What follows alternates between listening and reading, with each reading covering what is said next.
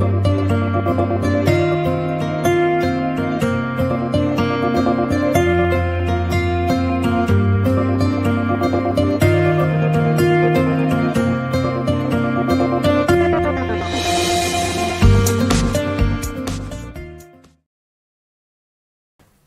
my name is Andrea I'm the coordinator of academic outreach with the library, and I'm going to read for you pages 174 to 200 of The Words We Keep. Chapter 24. I sneak out to meet Micah again a few nights later, armed with poster boards, tape, markers, and an idea. He follows me to the track, where I lay the boards on the ground and start writing my latest poem, a line on each poster. Be someone different. Someone better. Micah watches for a minute and then gets to work on his own poster board. He draws a man, a smoky whisper of a being, all black strokes and billowy, form being stripped away into nothing. Then we set up the hurdles on the track, evenly spaced all the way around, and on each one we hang a poster board. Micah reads the last line of my poem out loud. Someone who isn't all wrong. It occurs to me, he pauses, while ripping a piece of tape with his teeth, to stick the poster to the hurdle, that there are two Lilies, the Lily who writes these poems and the one you want people to see. Uh-oh, here it comes, the "you're crazy and I know it" conversation. Frankly, I judge him for not saying it earlier. It's been a week since he saw my bathroom stall poem, and he hasn't run away screaming or done any of the things I'd expect someone to do after getting a glimpse into the chaos of my mind. This from the king of enigmatic double lives, I say, deflecting about as hard as I can. Michael looks at me through the dark, opening his arms wide. I'm an open book. All you have to do is ask. Okay, I say, thinking about the rumors on the underground about his expulsion from his past school. Where did you get your scar? Playing catch with my dad as a kid. Baseball broke the skin, and it kept bursting open so many times my eyebrow never quite grew back. He walks toward me in the dark. But that's not really what you want to know, is it? You want to know if the rumors are true. If I'm the guy they say I am. The kind of guy who could hurt somebody. He's within a foot of me now. What do you think? I remember how he looked when Damon soaked his sketch pad. The darkness in Micah's eyes. Damon definitely deserved to get hit, but Micah stopped. Honestly, the jury's still out. Well, I eagerly await the verdict, Micah smiles. And the answer to the question that you didn't actually ask is yes. I am that kind of guy. Or at least I used to be. For a long time, maybe even since my dad died. My depression didn't exactly look like depression. It looked a lot like me being pissed off at the world. And this kid at my old school said something about my dad, and I just lost it. Through the dark, I can see the outline of him. The bright socks and t-shirt with a big yellowy smiley face on it. This is not a boy with anger issues. So when did you go from that guy to the one who subscribes to the dorky sock of the month club and idolizes a make love not war icon like Bob Ross? I told you, when you get to the point where dying seems like the answer, you have two choices, change or fade away. I chose to change. He looks down at his legs, at the zebras on the bright green fabric. And the socks? I guess they help me remember I'm still here. Living out loud, still screaming into the void. Micah holds up his poster board, eyeing the smoke man fading into nothing. Sometimes, though, the void still wins. Plus, he continues, living out loud has the extra awesome benefit of pissing off people like Damon. People don't like unpredictable. They want to put you in a box. I'm the depressed kid. You're the A+ student. It makes people nervous when you're not what you're supposed to be. I read my words that loop around the track. The loop I've run 1,000,000 times, always pushing to be the best, because that's what I'm supposed to be. That's my box. So is that the point of the 100-acre wood? Bears and pigs and tigers who don't fit into boxes? A bunch of weirdos against the world? Micah shakes his head and laughs. Keep guessing. He tapes his drawing to the final hurdle and then lies down in the grass next to the track, his hands behind his head as he stares up at the night sky. I lie next to him, inhaling the sweet scent of the April orange blossoms. Without the sun, the night has a nip, and when I shiver, Micah scoots closer. Don't get any ideas, he says. Just don't want my partner freezing to death before our project's done. Now your turn. Why the 2 lilies? I don't know if it's the obscurity of the night or the track where I've spent so much time chasing a better me, but I don't stop the words. Because I'm afraid, I start, of losing control, of becoming like Alice. I nod, ashamed. There are worse people to become, he says. I pick at a blade of grass on the field. I just don't need people knowing about the monsters in my head. He leans up on one elbow, giving me the same look as on the cliff, the one that makes it hard to remember that I have no time for boys. He taps my leg with his foot. I know, and I'm kind of okay with you. Yeah, but you're different. His smile pierces through the dark as it spreads across his face. Oh my gosh, stop throwing yourself at me, he says. What part of just partners do you not understand? I kick him lightly in the shin, and Micah laughs, a rich, genuine laugh that fills the empty track. We pick up our supplies and leave the field, walking over our sidewalk chalk art. My words and his monsters are smudged and fading. He pulls his bike upright and nods towards the handlebars. I hop on, and he starts towards my house.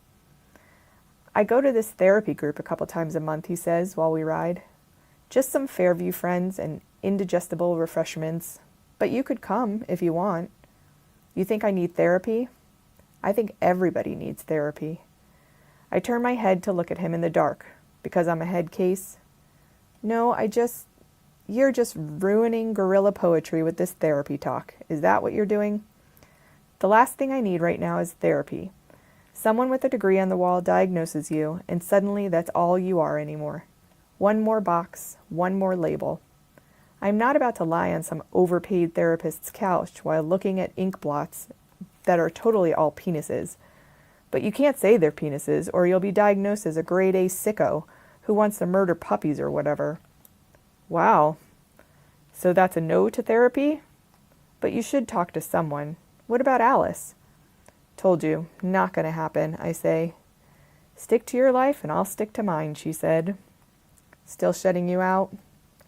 We're almost to my house and Micah pulls over to let me off. And sneaking out at night, ignoring me, so you can please just drop this? Yes, thank you. In exchange, he continues, for an evening of your time. I cross my arms, trying to figure him out. Do you ask all your project partners out on dates? I am officially horrified that you think I'm capable of something so conventional. He starts pedaling away into the night, but yells back at me. Tomorrow. Pick you up at 7. The Ridgeline Underground, 260 likes. The Guerrilla Poet strikes again. The track this time. Anyone know who it is? 72 comments. No idea, but I love it. Wish I'd thought of it. The drawing kind of looks like something I saw on that Micah Kids page. His partner is Lily Larkin. LOL, never mind. She's about as deep as a kiddie pool. Maybe one of his friends does the poems? That guy has friends? Chapter 25. When Micah pulls up Saturday night, he hands me a single white lily in full bloom. He's wearing a collared shirt and enough cologne to clear my sinuses. Not a date, my ass.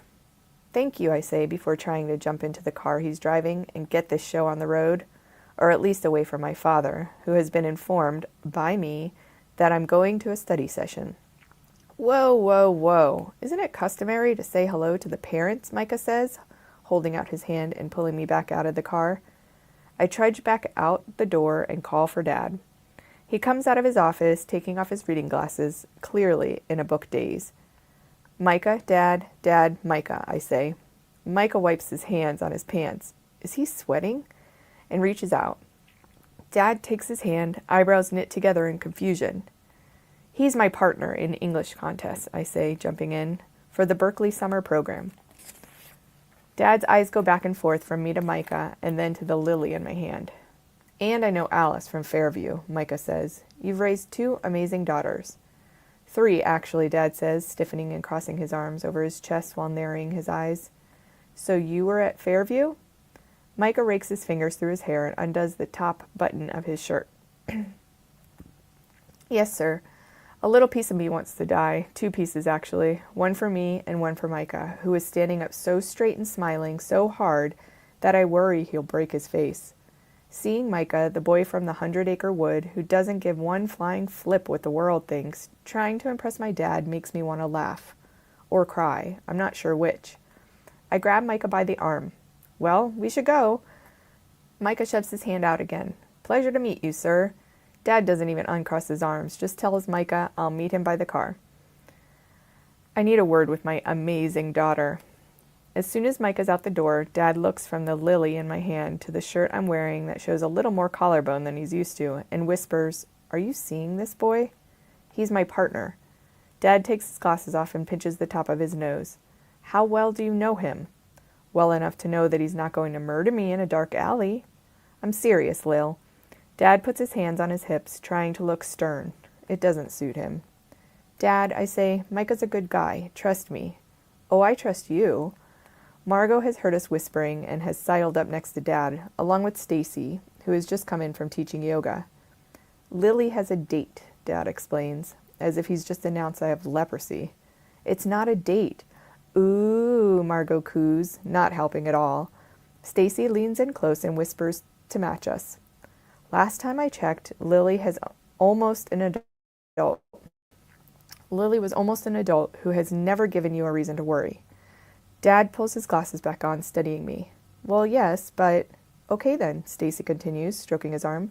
Is it fair to assume she's going to do something stupid now? He shakes his head as Stacy's particular brand of magic works on him, and he gives me a hug and tells me he loves me before going back into his office, where he blatantly opens the blinds to watch Micah. Thank you, I mouth to Stacy. She takes the lily and gives me a hug, whispering, I'll stick this in water. If you need anything at all, text me. Micah's waiting by my open car door, staring at the darkening sky. So your dad hates me. Hate is a strong word. I duck into the passenger's side. Accurate, but strong. Micah slumps into his seat, one hand gripping the wheel, so hard that his knuckles turn white. Is he fighting the anger he told me about? The Fairview factor strikes again, he says, more to himself than to me. He drives in steamy silence down the Pacific Coast Highway. Dead Man's Cliff is a distant silhouette. I wish we were back on it, where we could breathe, pretending our monsters and pasts don't exist. He pulls into a parking lot next to a massive warehouse and sits for a minute, contemplating the steering wheel. It's just, I have this vision, you know, a world where your diagnosis doesn't define you, and getting help doesn't make you weak, or dangerous, or other. And sometimes I forget that the world isn't there yet. I thought you didn't care what people think of you. I care what you think of me, he clears his throat again. It's just, the thing is, it's important for a partnership. The respect, that is, mutual respect and all. He stumbles over his words in such a non-Micah fashion that I can't help but laugh, and he laughs too, which breaks up the darkness in his eyes. I assume then that you give all your project partners flowers on your non-dates, I asked. Micah shoots me a serious look. Partnership bonding is very important. He walks around and opens my door and offers me his hand. If you were thinking that this was anything more than that, I'm sorry to disappoint you. Tonight is strictly professional. Inside the warehouse is not a warehouse at all, but an enormous interactive art display. A rainbow-colored crocheted netting stretches between the walls and all the way to the ceiling, creating geometric shapes and patterns and tunnels in vibrant hues. On the nets, people are walking, crawling, climbing like it's a massive indoor playground. Shoes off, Micah says, kicking his onto one of the cubbies by the door. He has on purple socks with avocados.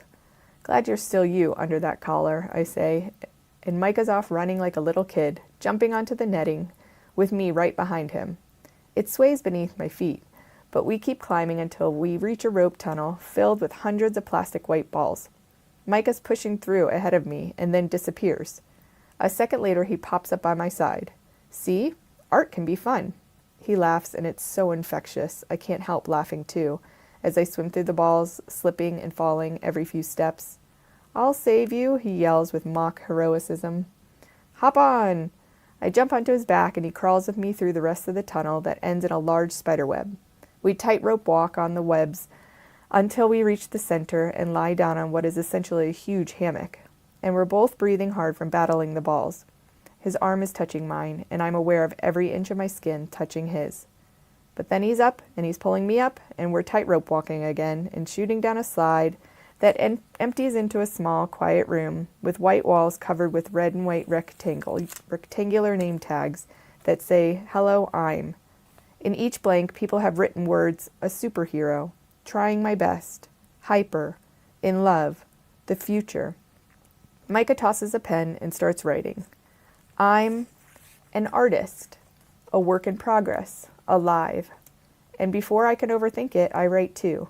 I'm a guerrilla poet, terrified, never enough. He looks at my tags, my confessions, but doesn't comment, just walks into the next room and I follow. The dark space is lit only by small white lanterns hanging from the ceiling. As we walk in, other lights blink on, bright, flashing strobe lights, and music plays. Micah starts dancing around, waving his hands and jumping. "It's motion activated," he says, as the electric lights get brighter and faster, flashing reds and blues and purples across the room as the music picks up speed. And before I have time to tell myself how stupid I'll look, I'm dancing too. And then Micah is grabbing my hands and we're moving together in what can only be described as chaotic lurching, and we're spinning in a circle, daring the lights to keep up with us. But they can't because we're moving too fast, and all I can see is Micah's face illuminated in the darkness, laughing as we spin and spin and spin. "You're nuts," I scream over the sound of the music. "So they say."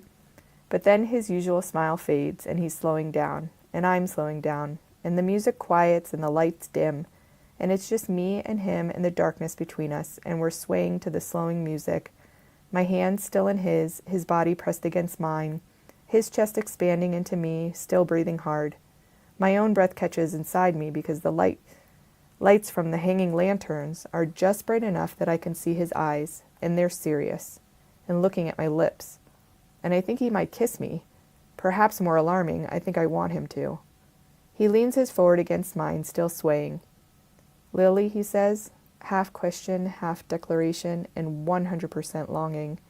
The same kind surging through me that makes me want to erase any sliver of space between us, to know the texture of his lips, the taste of him. But some kids come in and start jumping around, the lights flash again, breaking the spell. Micah looks at our intertwined fingers, his jaw muscles clenching and releasing like he's trying to say something, or trying not to say something. But then, like he's flipped a switch, he lets go of my hands and his serious look vanishes, along with whatever he was going to say, replaced with his usual mischievous smile. "Ready for the second portion of our partnership bonding non-date?" he says, completely and abruptly brushing over the hand-holding, slow-dancing near kiss. "There's more?" I say, following him out of the room while playing along, as if nothing out of the ordinary just happened. "Oh, there's more." Micah slips his shoes back on at the exit. "There's someone I think you should meet." We walk 4 blocks, the backs of our hands brushing against each other, my mind silently wishing he'd reach out and wrap his fingers around mine again. But he doesn't. But of course he doesn't, because I've made it very clear I can't, or won't, or shouldn't go down that path. Except now, right now, I can't quite remember why. We stop in front of a hole-in-the-wall cafe called Tony's, with a chalkboard sign out front for open mic night. Micah has the look in his eyes, the one that makes his eyebrows arch up and my stomach drop as he opens the door. We enter a dimly lit space, half bar, half restaurant, that's loud and what Dad would call artsy-fartsy, with mind-trippy paintings on the walls and disco-style lights hanging from the ceiling. A mix of smoky cigarette stink and sickly sweet vapor hangs in the air where people are packed around square tables, chattering loudly. And like in the art room, I instantly feel like I don't belong. People are staring. "You're dressed wrong. You're totally wrong." Michael holds my hand to guide me to the crowded table near the corner. "This is Lily," Micah says. "Lily, the gang." They say their hellos and ask me how I know Micah, and he jumps in to make clear we're just partners on a school project. But he gives me his signature eyebrow lift that undermines his words and takes me right back to the way he exhaled my name in the dark. "We won't bite," Micah says, pulling out a chair for me. Not hard, anyway. His easy, genuine smile keeps me in my body, even though I feel the familiar tingling in my fingertips, even when, from across the room, fully make-upped and staring at me like I've grown a second head, Alice walks right towards us. Chapter 26. What is she doing here? Alice glares at Micah. I should go. I scoot my chair back. It screeches across the ground and everyone turns to stare at me. Micah puts his hands on my arm. Stay. He and Alice are having some sort of silent eyebrow battle. Apparently she loses because she huffs into a chair and murmurs to a girl next to her.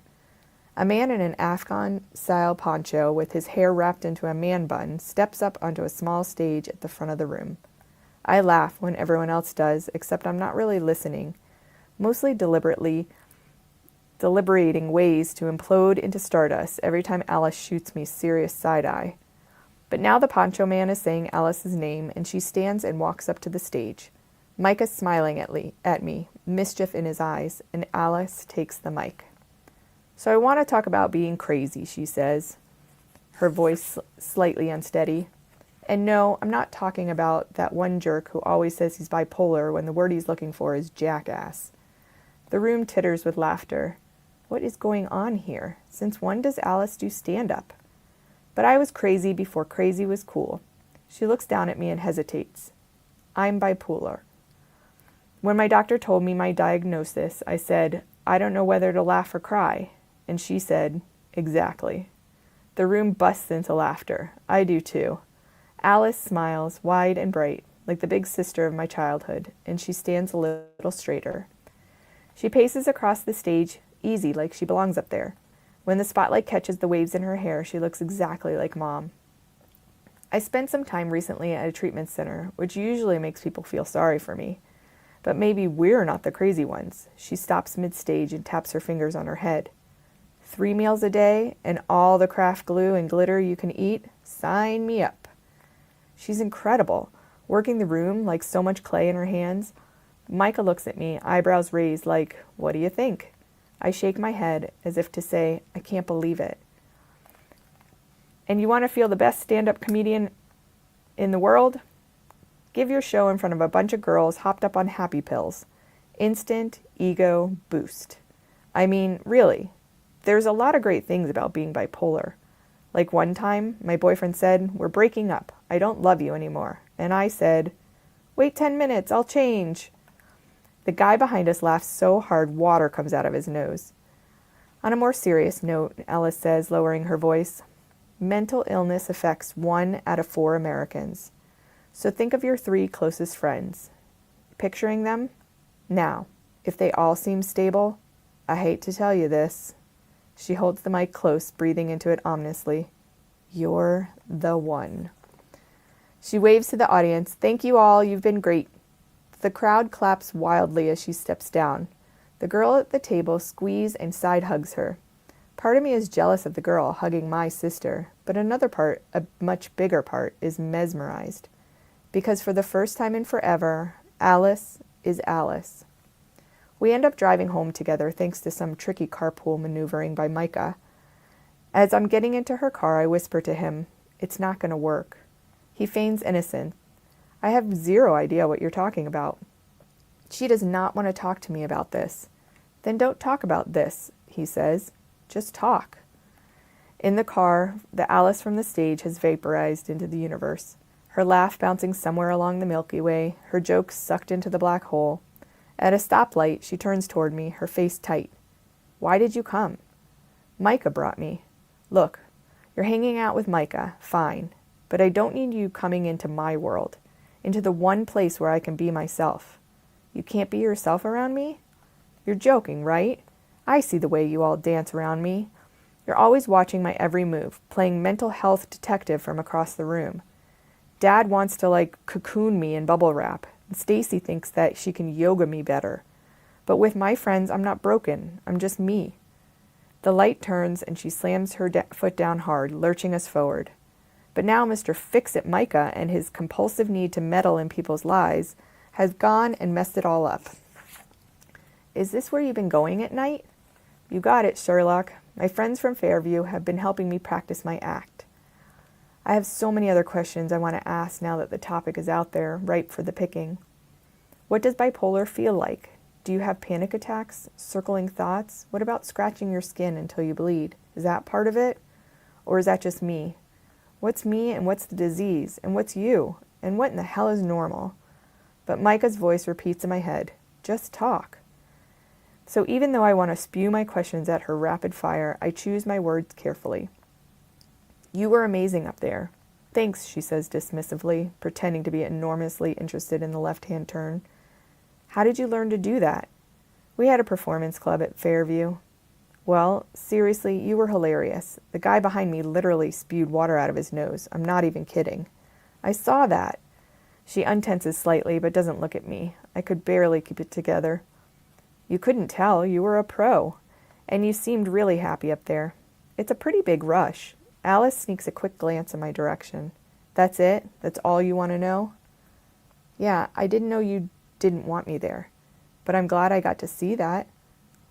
We drive in silence until we reach the house. Alice pulls the car into the garage and neither of us makes a move to get out. We sit until the lights blink off. I guess I didn't want you to see it because I thought it might be strange hearing me make jokes about it after, well, what happened. But it helps me. I don't know, deal. But maybe that's weird for you? Alice, I turn in my seat to face her. Things couldn't possibly get any weirder between us. She fiddles with the keys on her lap, not looking at me. I've kind of been an ass since I got back, haven't I? No, I shove her softly in the shoulder. You were an ass way before you left. She laughs a big, boisterous Alice guffaw, and as soon as I hear it, I realize how much I've missed it. She shoves me back. Well, she says, as much as it pains me to admit it, I guess it wasn't so bad having you there tonight. Not that I will ever tell Micah that. I laugh. Oh, trust me, I have a pretty strict policy to never tell Micah he's right. Right? Cockiest bastard I know. And remind me again, you and he are... project partners, I say, even as the memory of how he looked at my lips tonight, the nearness of a body, rockets through my nerve endings. Alice nods like she's buying it, but I know she can see right through me because her face turns somber. He's one of the good ones, you know. I nod. Yeah, I think I do. And even though there's still a million miles between us, the distance feels smaller somehow. Afraid this moment of candor will end, when we open the car doors, I add, Alice, I just want to say, seeing you up there, it was like, I can't find the right words, but I'll try anyway. I've just missed you, that's all. Alice smiles at me through the dark. I've missed me too. Breathe. Through the waves, she reaches me. I didn't know how far I was or how long I'd held my breath. Until she finds me, grabs me, holds me, and I can breathe again. Chapter 27. 2 nights later, I wake for another guerrilla poet rendezvous to find Alice teetering on top of her desk in pajamas, pulling the glow-in-the-dark stickers off the ceiling. What are you doing? I whisper as I fumble for my socks, trying not to wake Margot next to me. Redecorating. She hops off the desk and stands, hands on hips, surveying our room. This place is in desperate need of a makeover, and I found this amazing paint color, seafoam green. Alice steps into my side of the room for the first time since she got home, pressing a greenish-blue paint sample to the wall. It's going to look incredible. She eyes the shoes I'm lacing up. What are you doing? Don't you think I haven't noticed you sneaking out lately into the dead of the night? I learn from the best, I say, and Alice smiles, and I try not to get my hopes up too high that she's really back. The old Alice I've been searching for. She's been waking up more and more since comedy shows, but tonight she seems particularly original, Alice. It's for this art contest.